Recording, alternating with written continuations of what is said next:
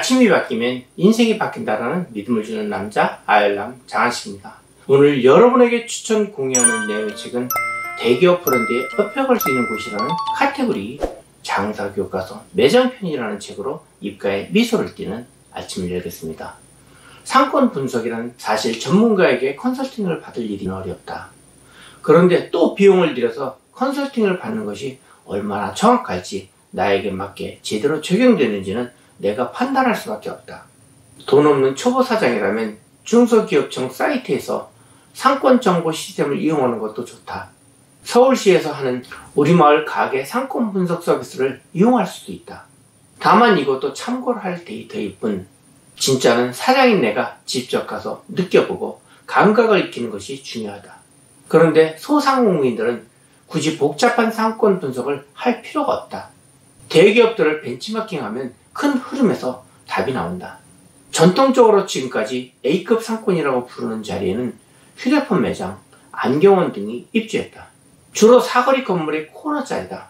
대기업들이 주택가에 상권을 장악하기 시작한 이후로는 이런 자리들은 파리바게뜨 같은 브랜드들이 들어서 시작했다. 뚜레쥬로, 롯데리아, 맥도날드, 베스킨라빈스, 던킨 도너츠 등이 들어와 있으면 그것이 A급 상권이다. 이런 브랜드들이 없고 조금 덜 유명한 매장이 들어있으면 그것은 조금 뒤떨어진 상권이다. 굳이 영세한 사람들이 돈 들여 상권 분석을 할 필요는 없다. 신도시 개발을 할 때 가장 먼저 움직이는 이들이 이런 유명 브랜드들이다. 그리고 이 브랜드들이 들어오면 상권이 살아난다. 그것을 위주로 상권이 형성된다. 그들이 자리를 찍어서 들어가면 그 다음은 개인 사업자들이 하나둘씩 들어간다. 좋은 상권이 무엇보다 영향을 많이 미치는 대기업 브랜드 옆에 바짝 붙는 것이 전략이 된다. 상권이 좀 나빠도 그런 브랜드가 들어오면 상권이 살아나기 때문이다. 이마트, 홈플러스 등 대형마트가 들어오면 그 동네 어떤 상권도 생겨난다는 것은 많은 사람들이 알 것이다. 물론 브랜드마다 들어가는 상권이 조금씩 다르긴 하다. 스타벅스는 브랜드 로열티로 장사하는 곳이어서 메인 상권이 아닌 외곽에도 들어간다. 이데아 커피숍이 점포를 넣을 때 무조건 스타벅스 가까이에 붙는 걸 자주 목격했다. 본사적 차원에서 그랬는지는 확인해보지 않았지만 좋은 전략이라고 생각한다. 경쟁하기보다 같이 살 수 있는 전략이 됐을 것이다. 위치를 설명하기에 좋은 곳인가? 자영업을 하면서 돈을 좀 벌었다는 사람도 상권 분석을 할 때는 대기업 옆에 붙으려고 한다. 어느 정도 떨어져 있는데를 따져본다. 그런데 돈에 맞춰서 자리를 선택하는 사람은 그럴 수가 없다. 그렇다면 다음 차선책은 파리바게뜨 골목으로 들어가서 왼쪽으로 두 번째 집, 이런 식으로 위치를 설명할 때 쉽게 알아들을 수 있는 곳이 좋다. 그리고 한 곳에서 길게 장사할 것을 감안한다면 현재 비록 주목받지 못하는 상권이라도 앞으로 발전 가능성을 충분히 검토하는 것이 좋다. 상권이 앞으로 어떻게 변모해갈지 예상해 보는 것이다. 지금 나의 안목이 향후 5년 후 우리 가게의 위상을 크게 좌우할 수도 있다. 시대와 환경이 변화하면 상권도 반드시 변하기 때문이다. 주위에 높은 언덕이나 야산, 아니면 높은 건물이 있다면 최상층에 올라가서 동네를 조망해 본다. 도로가 동서남북으로 향후 어떻게 뻗어갈 것인지, 동네가 어떻게 발전할지 등을 나름대로 그려보는 것이다. 예를 들면 어느 한쪽 도로가 막혀 있다는 것은 유동인과 차량의 흐름이 적다는 것이다. 그만큼 상권이 크지 않다는 것을 의미한다.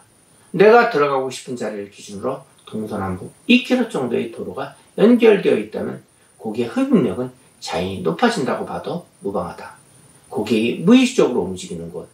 점포를 몇 군데 추천받았는데 하나는 도로 안쪽에 위치한 점포이고 다른 하나는 도로 바깥쪽으로 위치한 점포다. 어느 쪽 점포가 더 유리할까? 이럴 때는 자동차를 이용하는 도로 커브의 각도에 따라 차이는 있을 수 있지만 기본적으로는 안쪽에 있는 점포를 인지하는 것이 어렵다. 운전자는 자동차를 안전하게 운전하기 위해 시야가 향하는 범위가 한정적이기 때문이다. 주요 고객으로 예상하는 사람이 어릴 때부터 좌측 통행이 몸에 배어있는 사람이라면 귀가나 퇴근길의 판에 예상을 잡는 것이 좋다는 얘기가 있다. 그러나 인간은 항상 오른쪽으로 가려는 경향이 있고 거기에 맞춰 2010년 이후 우측 보행으로 바뀌었으니 오른쪽에 세상을 가는 것이 좋다고 말할 수도 있다. 예를 들어 백화점에서 에스카레이터를 타고 위층에 도착한 고객은 자연스럽게 오른쪽으로 발길을 옮긴다. 고객은 자신의 행동이 합리적이라고 생각할지 몰라도 한편으로는 대단히 충동적이고 민감하다는 점도 감안해야 한다. 돌출 건물이 있다거나 작은 장애들이 있다거나 지름길이 있으면 예상과 다른 행동을 할 수 있다. 하다못해 그늘이 있는지 햇빛이 비치고 있는지에 따라 어느 쪽으로 갈지 부지불식간에 결정되기도 한다. 고객은 자식처럼 자신을 보다 강하게 당기는 쪽으로 자연스레 이끌린다. 사람은 자기도 모르게 안전한 곳, 최단거리, 사람이 많이 모이는 곳에 관심을 가지고 그곳으로 움직인다. 위험한 골목, 초행길, 한적하고 어두운 곳을 좋아하지 않으며 시간과 에너지를 아끼기 위해 가까운 길을 선택하기 마련이다. 평소 자신이 좋아하는 가게가 있는 곳, 깨끗한 길, 흥미를 끄는 공간 쪽으로 지나가려는 것은 자연스러운 인간의 심리다. 젊은 층이 많이 다니는 길목이라면 얼짱이나 몸짱 종업원들이 있는 곳으로 사람이 몰릴 수도 있다. 이런 이유로 교과서적으로 어느 쪽이 좋다는 건 있지만 일방적으로 어느 쪽이 좋다고 정답을 맞힐 수는 없다.